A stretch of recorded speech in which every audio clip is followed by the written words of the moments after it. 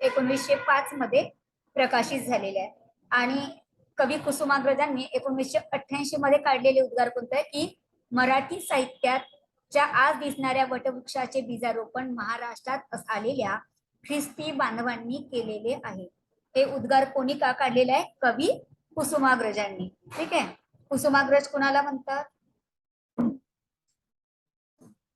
कुणाला म्हणतात कुसुमाग्रज? त्या दिवशीच सांगितलेलं होतं.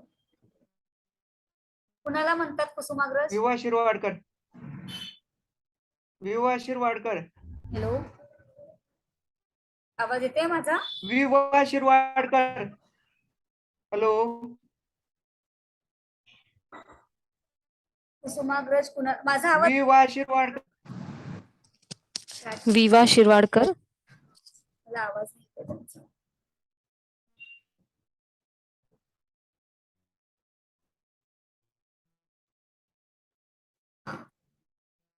हॅलो, माझा आवाज येतोय तुम्हाला? कवी कुसुमाग्रज कुणाला म्हणतात? कवी आवाज नाही येते मला. विवा शिरवाडकर यांना म्हणतात. मला समोरच्यांचा आवाजच येत नाही. चॅट मध्ये लिहिले का कुणी काही? स्क्रीन दिसत नाहीये का तुम्हाला? ओके, मॅम आता दिसतीये. आता दिसते ना थोडस. कवी कुसुमाग्रज विवा शिरवाडकरांना म्हणतात. ठीक आहे. आणि हे कोणी म्हटलेलं आहे की वटवृक्षाचे बीजारोपण महाराष्ट्रात आलेल्या ख्रिस्ती बांधवांनी केले, हे कवी कुसुमाग्रजांनी म्हटलेलं आहे. ठीक आहे. आणि कुठल्या साली काढलेले? त्यांनी 1988 साली हे उद्गार काढलेले आहे. आणि ख्रिस्ती लेखकाचे पहिले मराठी पुस्तक कुठलं आहे? ख्रिस्ती लेखकांचे पहिले पुस्तक कुठले आहे? मॅथ्यूचे शुभ वर्तमान. आणि हे कलकत्ता जवळ श्रीराम 5 मध्ये प्रकाशित झालेलं आहे. ठीक आहे. त्यानंतर महाराष्ट्रातील पहिले मराठी मुद्रण 1817 मध्ये बाडवेल या मिशनरीनी केले. तर हे पण लक्षात ठेवायचं की महाराष्ट्रातील पहिले मराठी मुद्रण 1817 मध्ये बाडवेल या मिशनरीनी केलेले आहे. तर मिशनरींनी ख्रिस्ती धर्माखेरीज मराठी संतांच्या चरित्र तत्वज्ञानाविषयी ग्रंथ निर्मिती केली. विल्यम कॅरे, अमोल सवटजे, Stevenson, John Wilson, Murray Mitchell, Macnicol, Justin Abbott, J.F. Edwards आदी धर्मज्ञ विद्वानांनी मराठी साहित्याची सेवा केली आहे. तर संत भारूदास नसेल, संत एकनाथ, तुकाराम, रामदास, ज्ञानेश्वर असू शकते, हे रामदास असेल. ठीक आहे. यांची चरित्रे आणि लेखन मिशनरींनी इंग्रजीत आणले. हे रामदास आहे, चुकीचं झालेलं आहे. तर लेखक मिशनरींनी इंग्रजीत नेले आहे. तर इतकेच नव्हे तर ज्ञानेश्वर, तुकाराम बाबांचे धर्मविचार आणि तुकाराम बाबांचा सोतू हे मराठी ग्रंथही प्रकाशित केलेले आहे. आता ख्रिस्ती धर्माचा आशय विषय असलेले ख्रिस्त पुराण हे 10,000 श्लोकांचे महाकाव्य फादर टॉम स्टीफन या पोर्तुगीज महाकवीने लिहिलेलं आहे. हे बऱ्याचदा पेपर मध्ये आलेलं आहे की ख्रिस्त पुराण हे कोणी लिहिले आहे? तर फादर टॉम स्टीफन्स यांनी लिहिलेलं आहे. आणि हा कुठला कवी आहे? पोर्तुगीज महाकवी आहे. आणि हे ख्रिस्त पुराण किती श्लोकांचं महाकाव्य आहे? तर 10,000 श्लोकांचं महाकाव्य आहे. ठीक आहे. हे लक्षात ठेवायचं की 10,000 श्लोकांचं महाकाव्य हे ख्रिस्त पुराण आहे. आणि त्याचे कवी आहे फादर टॉमस स्टीफन्स. ठीक आहे. आणि हा पोर्तुगीज महाकवी आहे. हे पुस्तक ज्ञानेश्वरी इतके सरस आहे की उच्च दर्जाचे आहे. आणि फादर कुवा यांचे सेंट पीटरचा पुराण तूनही हिंदू धर्माची बौद्धिक चिकित्सा केली आहे. फादर कुवा यांनी सेंट पीटर पुराण हे लिहिलेलं आहे. हे दोघांचे लक्षात ठेवा. हे पेपरला पण आलेलं आहे आणि यांचं पण आलेलं आहे. ठीक आहे. जोड्या लवामध्ये आलेला होता आधी. आता ख्रिस्त धर्मांतरितांची साहित्य वैशिष्ट्य काय आहे? तर सुरुवातीच्या 2 दशकामध्ये मराठी मुद्रणाची सुरुवात झाल्यानंतर मराठी भाषिकांची धर्मांतराची एक प्रचंड लाट निर्माण झाली. तर हिंदू धर्मातील विविध स्तरातील अनेकांनी ख्रिस्ती धर्माचा स्वीकार केला. बागोबा पवार, कृष्णारी सांगळे, बाबा पद्मनजी, काल आपण जी यमुना पर्यटन बघितलं त्याच्यामध्ये हा जो विषय तिथे होता की भरपूर जणांनी ख्रिस्ती धर्म स्वीकारला आणि मग त्याच्यावरती थोडा आक्षेप वगैरे घेण्यात आला. पंडिता रमाबाई. पंडिता रमाबाईचे तुम्हाला माहित असेल की पंडिता रमाबाई त्या उच्च ब्राह्मण म्हणजे मोठे याच्यातले ते ब्राह्मण होते, पण त्यांना ब्राह्मणातल्या कुठल्याच रूढी परंपरा मान्य नव्हत्या आणि त्या जेव्हा इंग्लंडला गेल्या तेव्हा त्यांना ख्रिस्ती धर्मात मध्ये तिथे त्यांना कृष्ण दिसू लागला आणि त्यांनी ख्रिस्ती धर्म स्वीकारला.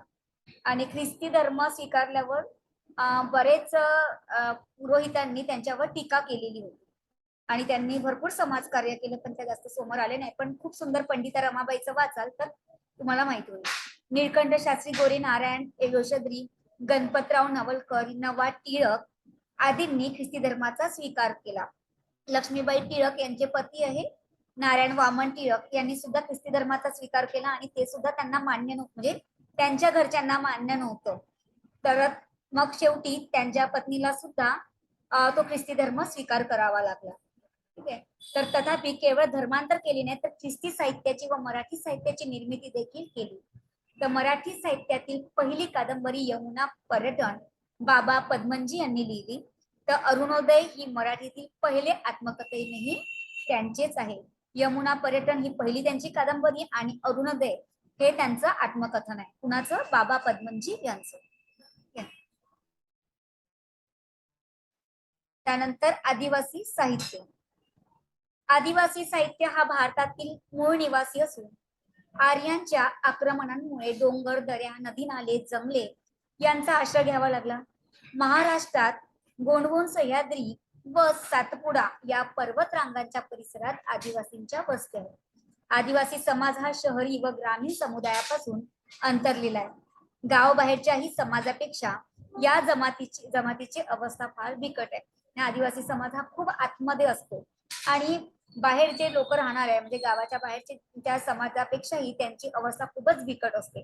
त्या आदिवासी समाजाची जमीनदार, व्यापारी, श्रीमंत शेतकऱ्यांकडून त्यांचे शोषण, पिळवणूक केले जातं. लाचार व भटकंतीचे उपेक्षित जीवन आदिवासींच्या वाट्याला आलेले असतात. तर आदिवासी समाज निरक्षर असला तरी त्याची स्वतंत्र व अर्थपूर्ण संस्कृती आहे. रूढी, परंपरा, सण, समारंभ व साहित्य कला आहेत. त्यांच्या लक्षवेधक समाज जीवनामुळे ब्रिटिशांच्या काळात काही जागृतीचे कार्य सुरू झाले. त्या आदिवासी समाजात शिक्षण, चळवळ व जागृतीचे प्रमाण अधिक वाढल्याने माणूस लिहू, वाचू, बोलू लागला. सुरुवातीला आदिवासी लोक शिक्षणापासून वंचित होते, पण कालांतराने मग शिक्षण चळवळ झालं, मग जागृतीचं प्रमाण वाढू लागलं. तेव्हा मग ते शिकू लागले. मग तिथले बरेच लोक लिहू लागले, वाचू लागले, बोलू लागले. तर त्यांच्या साहित्यिक जाणीवा व्यापक बनल्या असून मराठी साहित्याचे व चळवळीचे भान त्यांना आले. त्यांनी स्वतःचे साहित्य निर्माण करण्यासाठी 1979 पासून आदिवासी साहित्य संमेलने भरवली. केव्हापासून आदिवासी साहित्य संमेलने भरवली गेली? 1979 पासून. तेव्हापासून लिखित स्वरूपाचे मराठी साहित्य निर्माण झाले. बोहळ, वनवासी, वर्णसूर्य इत्यादी कविता संग्रह, आदोर, तृष्णा, झेलझपाट यासारख्या कादंबऱ्या निर्माण झाल्या.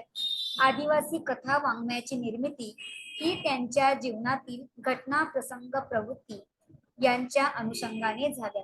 तो एक आदर्श नवोदित कथाकारांपुढे आहे. म्हणजे भरपूर त्यांच्या कथातून भरपूर आपल्याला दिसून येतं. म्हणजे त्यातले जे काही त्यांनी संघर्ष केले आहे त्या आदिवासी साहित्यामध्ये आपल्याला दिसून येतं. चल,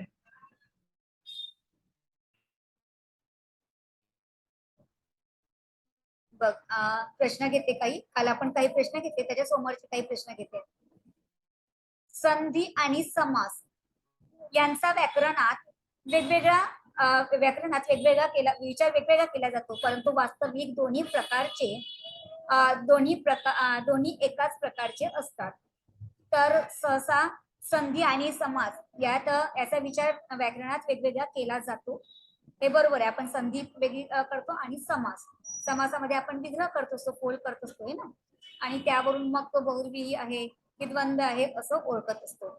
आणि परंतु वास्तविक दोन्ही एकाच प्रकारचे असतात. पण हे दोन्ही एकाच प्रकारचे नाही. विग्रह करून त्याचा आपल्याला अर्थ विचारात घ्यावा लागतो. यात फक्त विग्रह केला जातो. संधीमध्ये पण विग्रह होते आणि समासामध्ये पण विग्रह केला जातो. पण संधीमध्ये प्रकार पडत नाही, समासामध्ये प्रकार पडतात. म्हणून पूर्वार्ध बरोबर आहेत आणि उत्तरार्ध चूक आहे. ठीक आहे, दोन्ही एकाच प्रकारचे नाही आहे.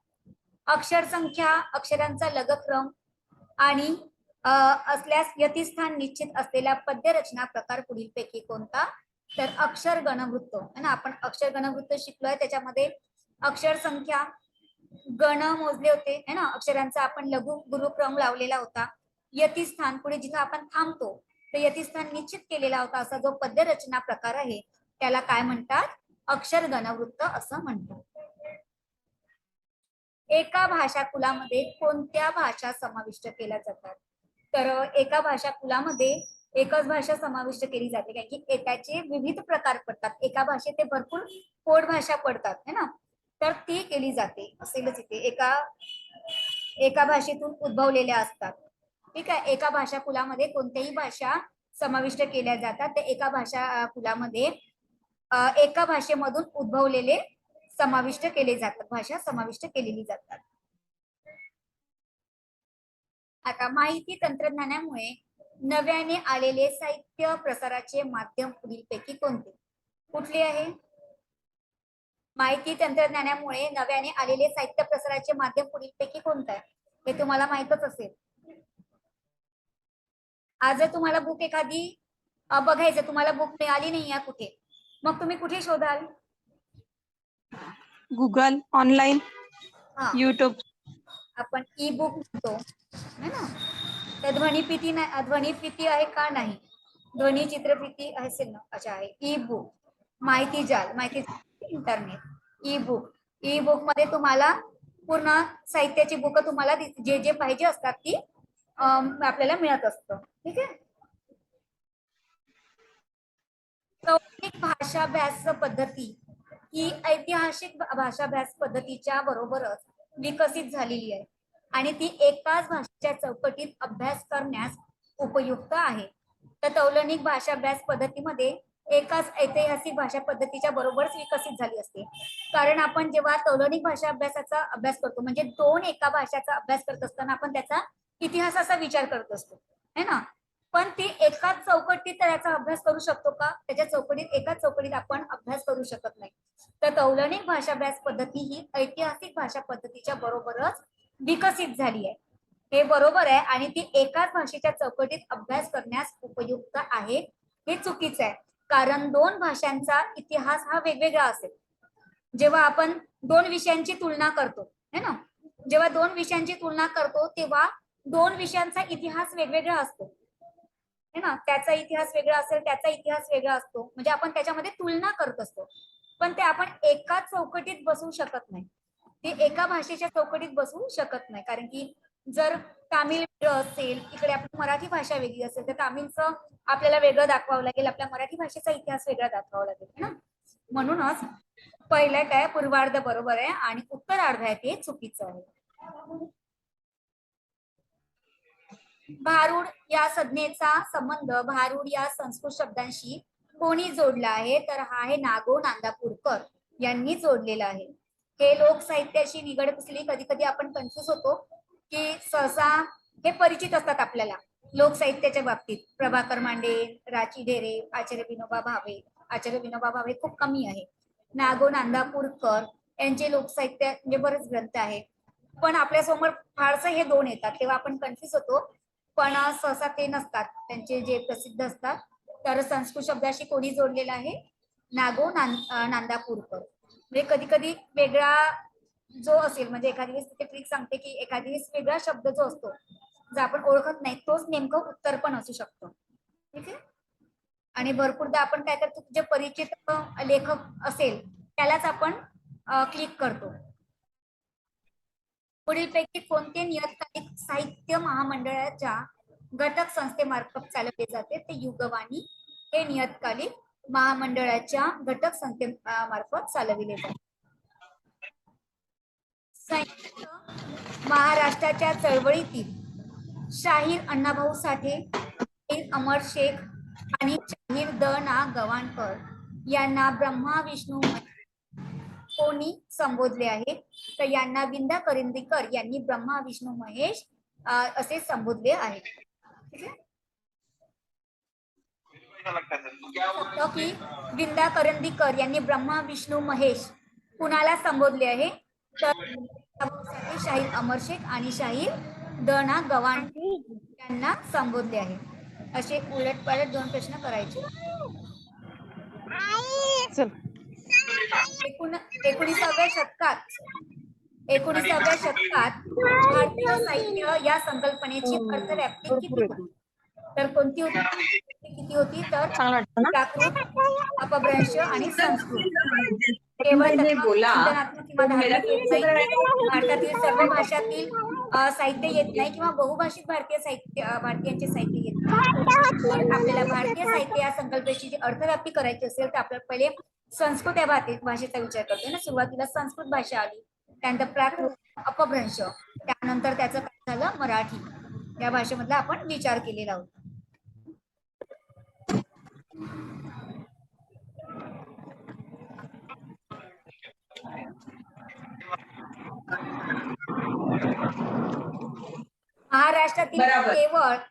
महाराष्ट्रातील केवळ सगुण भक्त नामदेव उत्तर हिंदुस्थानात जाऊन आपल्या आध्यात्मिक साधनेत आणखी विकसित झाले आणि संत नामदेव बनून निर्गुणाची अनुभूती घेऊ लागले. हे बरोबर आहे की चूक आहे? काय नामदेवांविषयी माहिती आहे तुम्हाला? नामदेव उत्तर भारतात फिरले ना, त्यांनी वारकरी संप्रदायांचा प्रसार केला. ठीक आहे. आणि सगुण म्हणजे काय आणि निर्गुण म्हणजे काय? तर सगुण म्हणजे हात पाय सर्व जे असतात त्याला आपण देव मानतो, त्याला सगुण प्रेमी असं म्हणतात. आणि निर्गुण म्हणजे त्याची फक्त दिव्य शक्ती असते, त्याला निर्गुण असं म्हटलं जातं. दिव्य शक्ती, दिव्य चमत्कार म्हणजे दिसत नाही पण आपल्याला त्याच्याविषयी खूप आस्था असते, त्याला निर्गुण असं म्हणतात. जसं एक उदाहरण सांगते, जसं श्रीकृष्ण एकच आहे म्हणजे निर्गुण, तो आपल्याला दिसत नाही पण त्याची अनेक रूपे आहेत. कधी तो कुणाचा भाऊ म्हणून, कुणाचा प्रेमी म्हणून, कुणाचा मित्र म्हणून. तुम्ही महाभारतात बघितलं असेल की कुणाचा भाऊ म्हणून, कुणाचा मित्र म्हणून आहे ना, असं. तर याला सगुण असं म्हणतात. म्हणजे सगुण रूपात तो म्हणजे त्याचे अवतार. आणि निर्गुण म्हणजे त्या सगळ्यांचा अवतार तो कोण आहे? फक्त एक कृष्ण आहे, त्याला निर्गुण असं म्हणतात. निर्गुण हे दिसत नाही, त्याला दिव्य शक्ती असं म्हटलं जातं. आणि हे महाराष्ट्रातील केवळ सगुण प्रेमी भक्त नामदेव उत्तर हिंदुस्थानात जाऊन आपल्या आध्यात्मिक साधनेत आणखी विकसित झाले, हे चुकीचं आहे. आणि संत नामदेव बनून निर्गुणाची अनुभूती घेऊ लागते, हे सुद्धा चुकीचं आहे. संत नामदेवांनी उत्तर भारतात जाऊन पंजाब आणि उत्तर भारतामध्ये फक्त वारकरी संप्रदायाचा, भागवत धर्माचा फक्त प्रसार केलेला आहे आणि तिथे भरपूर शिष्य परंपरा निर्माण केलेली आहे. ठीक आहे. म्हणजे हे वाक्य पूर्ण चुकीचंच आहे. हो, चुकीचं आहे. ठीक आहे. कारण की त्यांनी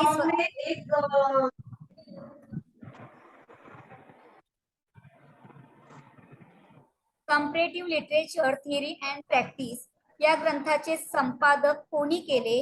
तर अमी देव आणि शिर कुमार दास यांनी comparative literature theory and practice या ग्रंथाचे संपादक केलेले आहे.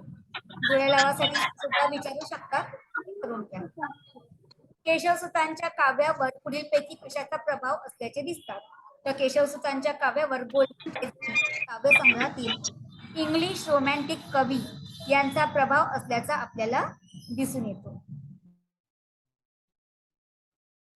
थोर सांस्कृतिक परंपरेचे समर्थन मठ मंदिरे यांच्या आश्रयाने होते, तर लहान सांस्कृतिक परंपरेचे भरणपोषण समुदायात होते असे कोणी म्हटले आहे? तर असे रॉबर्ट रेडफिल्ड. आवाज क्लिअर येत नाही मॅडम बघा तुमचा. आवाज कुठला आहे? मॅडम आवाज येत नाही. आवाज क्लिअर येत नाही. हो, कोणाकडला तरी आवाज चालू आहे. ठीक आहे. हा, कोणाचा तरी माईक चालू आहे. बघते पण दीक्षित मॅडमचा साऊंड चालू आहे बहुतेक मॅडम. दीक्षित नाही मॅडमचा सर, चालू माझं आहे. बरं आहे. आणखी कोणाचं आहे? मॅम, मी सांगायला फोन केला होता की कोणाचा तरी माईक ऑन आहे हे सांगायला. मी ओके ओके, हा येतोय मॅडम आवाज आता. ठीक आहे. चला. थोर सांस्कृतिक परंपरेचे समर्थन मठ मंदिरे यांच्या आश्रयाने होते, तर लहान म्हणजे लिटिल सांस्कृतिक परंपरेचे भरणपोषण ग्रामीण समुदायात होते, असे कोणी म्हटलं ते इंग्रजी पाश्चात्य यांनी म्हटलेले विचारवंतांनी, तर रॉबर्ट रेडफिल्ड यांनी म्हटलेलं आहे. हात नको पायाजवळ खांद्या बरोबर उभी राहा, समतेसाठी लढू आपण होऊन गेलो, समतेसाठी लढू आपण होऊन गेलो, जरी स्वाहा या ओळी कोणत्या कवीच्या आहे, तर राम दातोंडे या कवीच्या आहेत.